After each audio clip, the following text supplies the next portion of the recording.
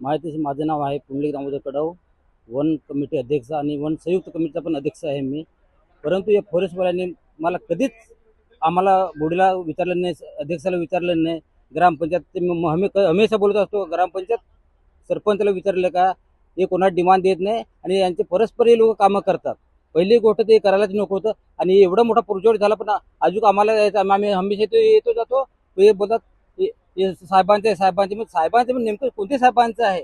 आता बघा एवढा मोठा जंगल आहे, हे जंगल पूर्ण नायनाट करायचे. मग आता हे पूर्वीचं जंगल आहे आणि आता जीसीपी पोकलेन लावून हे जंगल सर्व तोडलेलं आहे आणि हे पूर्ण बाजू आणि ही काय म्हणजे इथे डेव्हलपमेंट आल्यामुळे डेव्हलपमेंटचा फायदा झाला पाहिजे, त्याच्यासाठी हे लोक रोपं लावतात. आणि जंगली रोपं तुम्ही सोडून तुम्ही नवी रोपं लावणार आणि पूर्वी पण फॉरेस्टवाल्यांनी किती रोपं लावले, सर्व एमएलए रोपं आहे का नाही. आणि हे फक्त पैसे खायची ढोका करतात. आणि वन कमिटी अध्यक्ष सचिवाला जरी विचारत नसतील तर हे विचारणार कोणाला? आणि याची परस्पर काम करतात, याला न्याय म्हणतात का?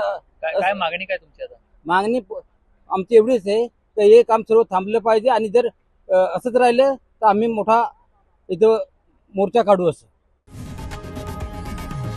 लोकशाही मराठी ऐका, पहा, जागरूक रहा.